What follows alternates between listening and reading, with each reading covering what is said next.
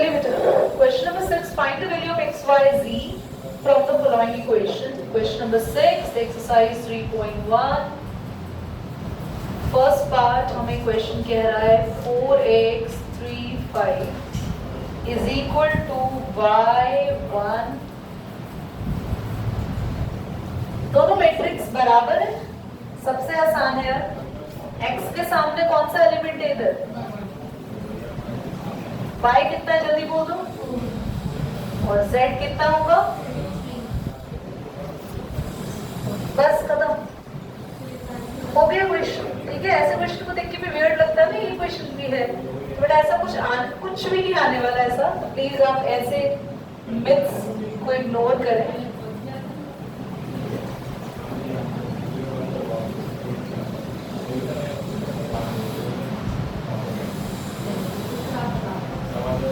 दोनों इक्वल है.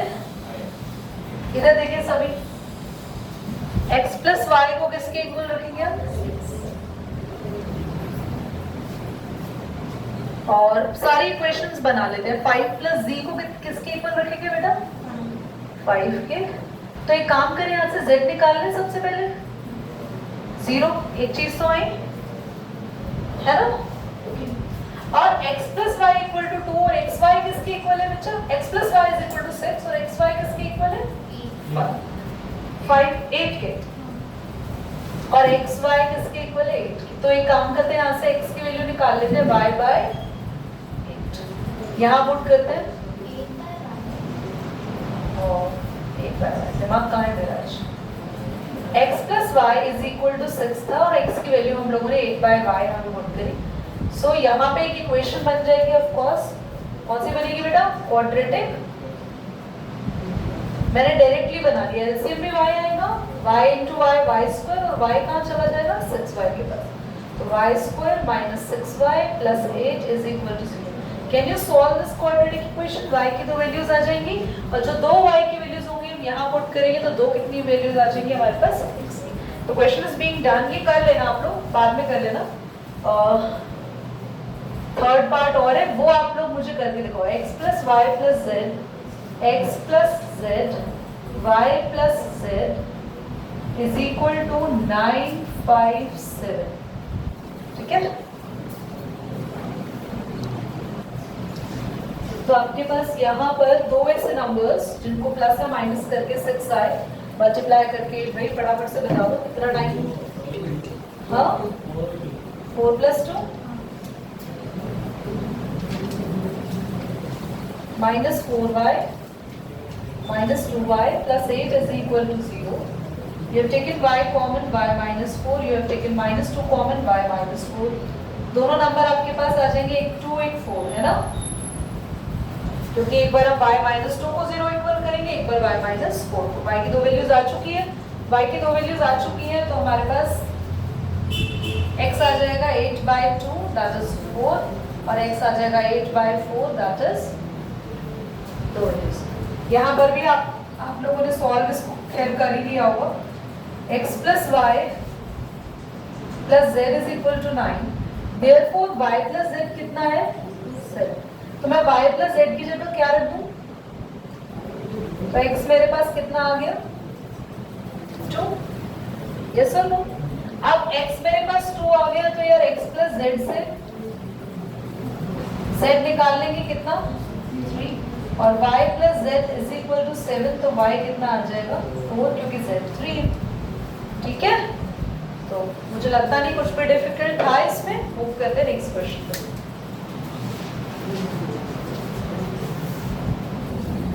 प्लस ये भी क्वेश्चन अभी जैसा हमने किया वैसा ही है, same. a minus b is equal to -1 और 2a minus b is equal to बच्चों, मैंने जान के a और b वाली रिलेशंस पहले लिखी है, सो दैट मैं a b की वैल्यू यहाँ पर एलिमिनेशन से फाइंड आउट कर सकूँ. साइन बस चेंज कर दो, ये माइनस हो जाएगा, ये प्लस हो जाएगा. साइन चेंज हो गया आपके पास, ये -1 ही रहा और ये कितना आ जाएगा? -a की वैल्यू कितनी आ गई बच्चों? 1. ठीक है. अब जब a1 आ गया तो 2a प्लस c किसके इक्वल है? 5 के. तो आपके पास c कितना आ जाएगा बच्चों? C3 आ गया, 3C plus D is equal to 13. C कितना है आपके पास? 3, 9, 4 आ जाएगा D. ठीक है, ओके. चलो नेक्स्ट क्वेश्चन क्या कह रहा है? हाँ, क्वेश्चन कह रहा है, question number 8, A is equal to A of I J M cross N इसका ऑर्डर है, इज अ स्क्वायर मैट्रिक्स. बच्चों बाकी के जो बच्चे जो आ जाए मैं बता दूं, M क्रॉस N का मतलब क्या है? ये ऑर्डर होता है. जैसे फॉर एग्जांपल अगर एक मैट्रिक्स आपके पास रखी है तो ये इसमें रोज होती है जो हॉरिजॉन्टल लाइंस होती है. तो कितनी रोज दिखाई दे रही है? 2. ये कॉलम्स है, वर्टिकल लाइंस कितने दिखाई दे रहे हैं? ये होता है ऑर्डर मैट्रिक्स. कभी भी रोज और कॉलम बराबर होते हैं तो हमेशा कौन सी मैट्रिक्स बनती है? Square matrix. अगर मान लो मैं आपके सामने एक मैट्रिक्स ऐसे लिखूं तो इस स्क्वायर नहीं है, रेक्टेंगुलर मैट्रिक्स है. क्यों? क्योंकि इसमें नंबर ऑफ रोज तो 2 है पर नंबर ऑफ कॉलम्स 3 है, दोनों बराबर नहीं है. प्लस एक एलिमेंट की पोजीशन को असाइन करने के लिए उसको सिंबल दिया जाता है aij. What is aij? I इसकी रो को डेजिग्नेट करता है, j इसकी कॉलम को डेजिग्नेट करता है. For this 3 we have I यानी रो भी 1 है, कॉलम भी 1 है. फॉर दिस 4 वी हैव रो 1 है बट कॉलम कौन सा हो गया? तो ऐसे ही क्वेश्चन में बोला हुआ है कोई आपके पास एलिमेंट है यहाँ पे अंदर, एक से ज्यादा भी हो सकते हैं. M क्रॉस N इसका ऑर्डर दे रखा है. तो आपको बोला है कि स्क्वायर मैट्रिक्स के लिए इनमें से कौन सा ऑप्शन होगा? M is smaller than N, M is greater than N, M is equal to N और अगला है नन ऑफ दीस. तो मुझे लगता है अब बताने की जरूरत नहीं है, आप अपने आप अपने ऑप्शन को बता दो कौन सा ऑप्शन आएगा. Now which of the following value x and y make the following matrices equal? Plus आप लोग खुद करो इसको.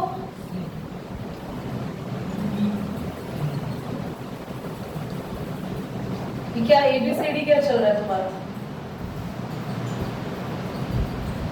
दोनों मैट्रिक्स है, एक्स वाई की कौन सी वैल्यू होगी कैलकुलेट करो. देन हम लास्ट में 10 करते हैं क्विकली.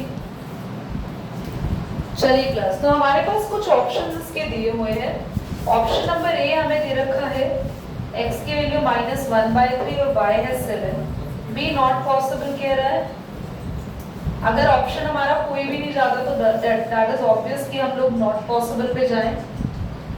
और डी हमें कह रहा है x की वैल्यू है -1/3 और y है -2/3. अब क्योंकि यहाँ पे साफ साफ दिख रहा है अगर मैं यहाँ से वैल्यू निकालूंगी x की तो मेरे पास x की वैल्यू -7/3 आने वाली है. यस और नो? और अगर मैं यहाँ से वैल्यू निकालूंगी x की तो दिस कुड बी कितना आएगा? -2/3. तो अब ये तो दो वैल्यूज तो यहाँ पे कोई भी नहीं है, तो आंसर डेफिनेटली यही समझ में आ गया कि नॉट पॉसिबल है. तो बच्चे हम दो आंसर तो नहीं कर सकते ना, क्योंकि जब x की वैल्यू -2/3 आ रही है तो y 7 है. ठीक है, x की वैल्यू तो ये भी आ रही है, तो हम दोनों में से किसी एक पे तो नहीं जा सकते. That is not possible. इनमें से किसी भी एक पे पॉसिबल नहीं है, दो पे. The answer is not possible at the end of the exercise 2 ना. समझ आ गया? Okay. The number of all possible matrices. बहुत ध्यान से क्वेश्चन देखना. इस एक्सरसाइज में एक लौता क्वेश्चन जो आपके पेपर में आएगा वो यही है जो मैं अब कराने जा रही हूँ. This will come for sure. Question कह रहा है आपके पास एक मैट्रिक्स है जिसका ऑर्डर है 3x3. ठीक है, और क्वेश्चन ने साथ में ये बोला है इनमें जो एंट्रीज आप रखोगे यानी कि जो नंबर्स रख सकते हो वो 0 और 1 रख सकते हो. और आप बताओ कि इसमें टोटल कितनी मैट्रिक्स बन सकती है. यानी कि यहाँ पे 3x3 की मैट्रिक्स है. 3x3 का मतलब हो गया कि A B C D E F G H I यानी कि 3 ही कॉलम है और 3 ही रो. और इन सभी एलिमेंट्स में आप 0 रख सकते हो या फिर आप 1 रख सकते हो. तो आप ऐसे कितनी मैट्रिक्स बना सकते हैं. अब ऐसे तो हम भेजा घुमाएंगे तो हम घूम जाएंगे. चलिए, तो इसका एक आपके पास यहाँ पे फॉर्मूला होता है जो आप लोग अप्लाई करेंगे. यहाँ पे नंबर ऑफ चॉइस या फिर आप लिखेंगे ऑप्शंस भी लिख सकते हो. Options of elements raise to the power में आएगा ऑर्डर. तो आपके पास ऑप्शन ऑफ द एलिमेंट्स कितने हैं? कितने एलिमेंट्स है आपके पास ऑप्शन में? 2. और ऑर्डर कितना है? 9. सो आंसर है 5/2. ठीक, समझ आ रहा है? चलो इसको नोट कर लीजिए फास्ट. तो क्लास नेक्स्ट एक्सरसाइज शुरू करने से पहले हम थोड़ा सा जान लेते हैं एडिशन ऑफ मैट्रिक्स के बारे में, सब्ट्रैक्शन ऑफ मैट्रिक्स के बारे में। कुछ थोड़े थोड़े लॉज हैं जिनके बारे में आप लोग अवेयर हो, कुछ छोटी छोटी प्रॉपर्टीज है and you must be aware of. ठीक है, एडिशन सब्ट्रैक्शन वैसे ही जैसे नॉर्मल हम लोग ऐड और सब्ट्रैक्ट करते हैं, देयर इज नथिंग बट यहाँ पर हर एक एलिमेंट से ऐड होगा। फॉर एग्जांपल 2 3 7 8, अगर हम इस मैट्रिक्स से दूसरी किसी मैट्रिक्स को प्लस कर रहे हैं तो बस सिंपल आप ऐड करोगे, दिस विल बी 4 7 एंड, ठीक है, हर एक एलिमेंट अपने रिस्पेक्टिव एलिमेंट से ऐड होगी। हम लोग देखेंगे सब्ट्रैक्ट भी ऐसे होगा, मुझे लगता है समझाने की जरूरत नहीं। अगर एक मैट्रिक्स ऐड हो रही है किसी दो मैट्रिक्स के सम के साथ, तो ये बराबर होगा अगर मैं ए और बी पहले ऐड करूं और फिर बाद में सी ऐड कर दूं, विच इज इक्वल। ठीक है, कोई भी मैट्रिक्स अगर आइडेंटिटी मैट्रिक्स से मल्टीप्लाई हो रही है तो आंसर में वही मैट्रिक्स होगी। जो बच्चे आज नए आए हैं उनको बता दूं, आइडेंटिटी मैट्रिक्स होती है जिनके डायगोनल एलिमेंट्स 1 होते हैं, बाकी सारे एलिमेंट्स 0। समझ आ गई बात? और भी कुछ है मैं देख लूंगा, मेरे ख्याल से इतना ही था। और प्रॉपर्टीज ना जैसे जैसे कॉन्सेप्ट्स आगे जाएंगे मैं बताती जाऊंगी तुम लोगों को। a into i वाला हो गया, एक एसोसिएटेड लॉ भी है। देखो अगर दो मैट्रिक्स मल्टीप्लाई हो रही है, ठीक है, पर मेरे को लगता है अभी उसका नीड नहीं, छोड़ो अभी नीड नहीं। a i से मल्टीप्लाई होगा, हाँ, दो डिजिट तो 0 जाएंगे तो सेम नहीं होगा, नहीं तो मल्टीप्लाई ऐसे नहीं होता, ये इससे मल्टीप्लाई ये इससे मल्टीप्लाई ऐसा नहीं होता, मल्टीप्लाई करते ही अलग है। ओके, रिलैक्स, मल्टीप्लिकेशन अभी सीखोगे ना तो समझ में आ जाएगा सब कुछ। तुम्हें लग रहा है कि सामने सामने वाली डिजिट्स मल्टीप्लाई होंगी, तो ऐसा नहीं। याद रखना अगर दो मैट्रिक्स को मल्टीप्लाई करें और हम उन्हें उल्टा करके आगे पीछे करके मल्टीप्लाई करें तो उनका मल्टीप्लाई कभी भी इक्वल नहीं आएगा। क्यों नहीं आएगा? मल्टीप्लाई करके सिखाओगी तब पता चलेगा कि ये कभी भी इक्वल नहीं होगा। ये छोटे छोटे पॉइंट्स हैं, you keep remember in your mind. Now let's talk about the exercise. Commutative law वगैरह है, आप लोग एक बार उसको पढ़ लेना बुक से, very easy to understood.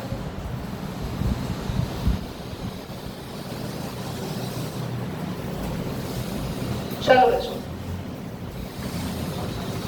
come to the first question of the exercise 3.2.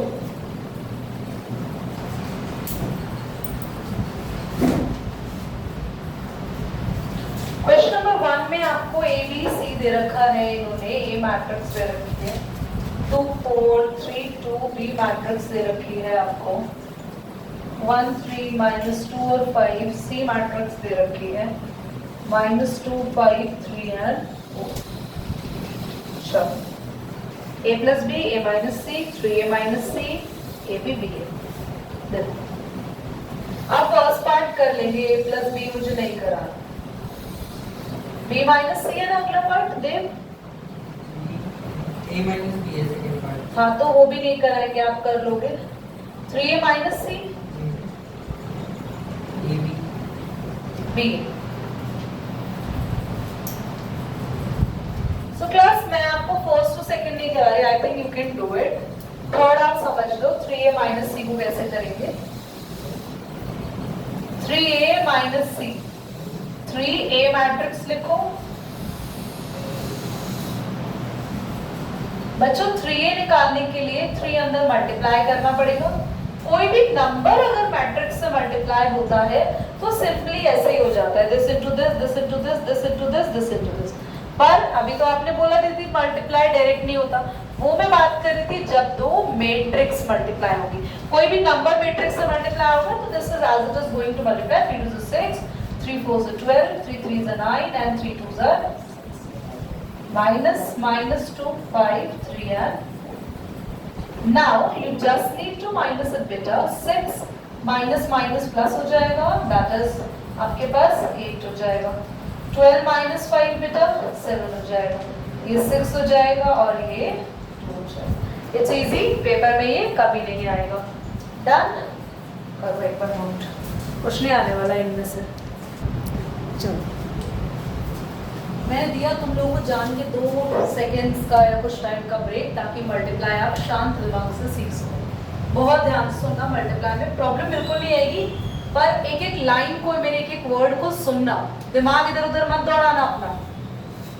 सबसे पहले हमारे पास हमें ए बी मल्टीप्लाई करने के लिए ए मैट्रिक्स को आगे रखना है, कंडीशन है, ठीक है, ध्यान से देख के मल्टीप्लाई। बी को पीछे रखना।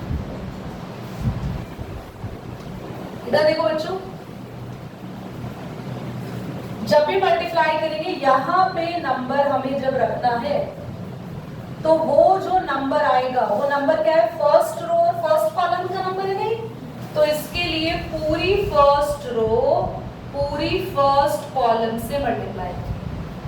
First row first column, number भी यही आएगा, first row first column. Multiply करें, 2 into 1 प्लस 4 into -2, यानी पहला एलिमेंट पहले से, दूसरा एलिमेंट दूसरे से। समझ में आ रहा है? और बस प्लस कर देना, कोई डाउट तो नहीं? यहाँ पे ये कौन सा रो है बच्चों? फर्स्ट ही चल रहा है दीदी, यानी रो तो फर्स्ट ही रखनी है। कॉलम कौन सा है ये? तो फर्स्ट रो अब किससे मल्टीप्लाई होने वाली है? सेकेंड कॉलम से। 1 into 3, जल्दी बोलो, 4 into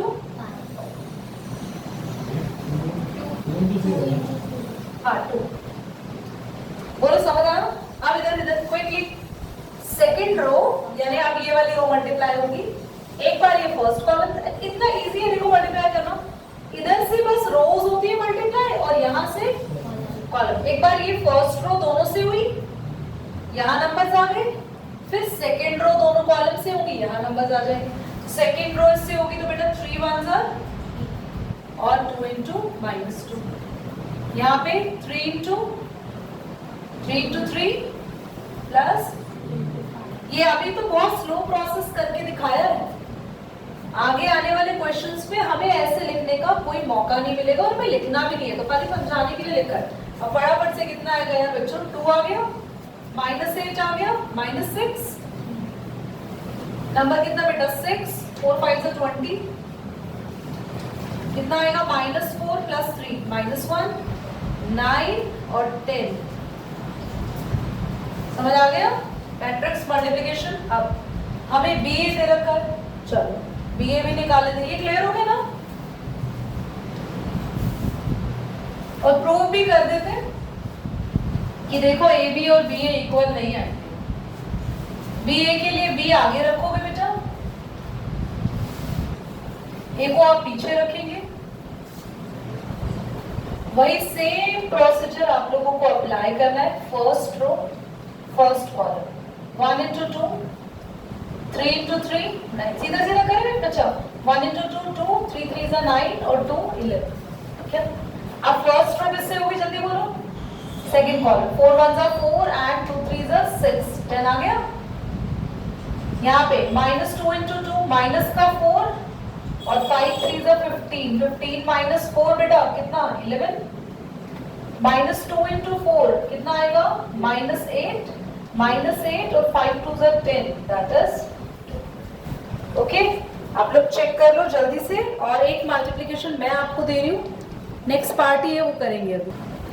चलो बच्चों, मैं आपको फर्दर होमवर्क अभी देने से पहले I want make you clear, कुछ चीजें अपने दिमाग में रखो कि 2 मैट्रिक्स अगर है उनको मल्टीप्लाई करना है तो कुछ कंडीशंस है कि वो तभी मल्टीप्लाई हो सकती है, अदरवाइज वो मल्टीप्लाई नहीं हो सकती। तो प्लीज दिमाग को जरा थोड़ा सा खोल लेना।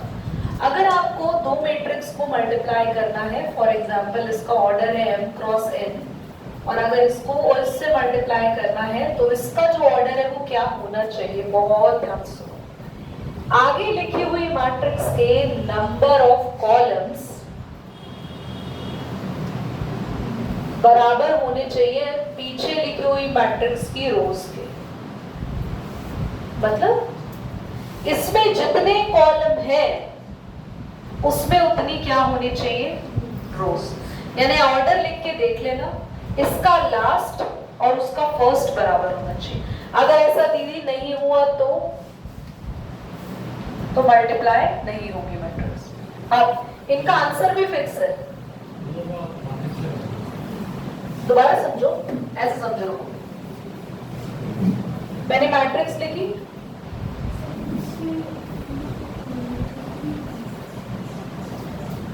can you tell me the order of this matrix?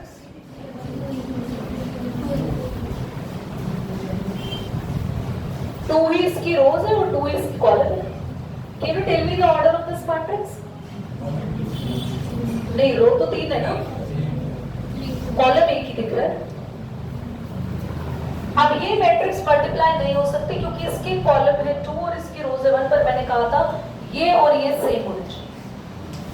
आप समझ आया? They cannot be multiplied। ऊपर लिखी हुई मैट्रिक्स पे चेक करते हैं क्या ये हो सकती है।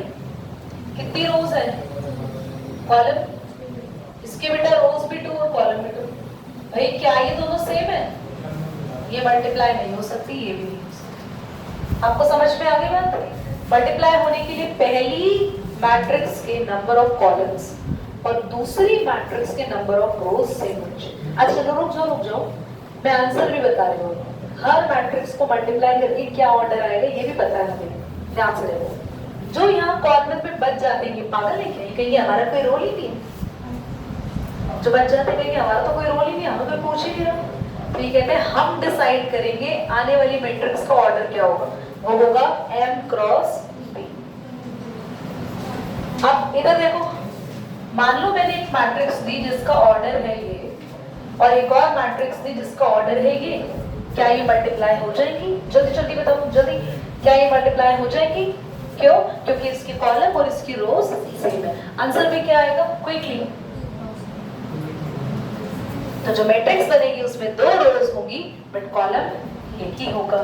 तो यानी कि आंसर बस रोज 2 बनेगी पर कॉलम। आया समझ? आंसर भी पता चल गया। अब तो हमें कोई टेंशन नहीं है। पहले मैं कुछ पॉइंट्स आपको लिखवा रही हूँ, वो लिखना, और ये जैसा मैंने बनवाया ना ये आप शॉर्टकट में बनाना है। ओके, पहले वाले मैट्रिक्स की रोज, दूसरे वाले मैट्रिक्स, मतलब अगर ये दोनों सेम हो गई तो हाँ तो वो सेम ही आएगा, फिर तो स्क्वायर मैट्रिक्स बन जाएगी। m और b अगर सेम है हाँ तो कोई दिक्कत नहीं है। अगर मान लो मैं इसको 2 लिख दी थी बेटा, तो 2 क्रॉस 2 की मैट्रिक्स होती है। दो मल्टीप्लाई हो सकते हैं। हाँ उससे कोई दिक्कत नहीं, पर ये देखना है मल्टीप्लाई हो सकते हैं, मैं तो बस ये देखना है, बाकी दोनों से मतलब नहीं है। पहले वाले के दो और दूसरे वाले के कॉलम इक्वल है। ये रो हाँ और ये कॉलम, हाँ मैंने कहा इक्वल हो नहीं इक्वल हो कुछ भी हो, मैट्रिक्स मल्टीप्लाई होगी अगर ये दोनों मैच करते। तो अगर ये दोनों मैच नहीं कर रहे वो मैच कर रहे तो क्यों होगी? बस मैंने कहा ना, बस इनको देखना है। पहले वाले का कॉलम भी देखना। पहले वाले का कॉलम दूसरे वाले की रो देखनी है। अगर ये बराबर नहीं हो तो फिर तुम किसी को भी बराबर कर लो, मैट्रिक्स मल्टीप्लाई नहीं होगी। ठीक है?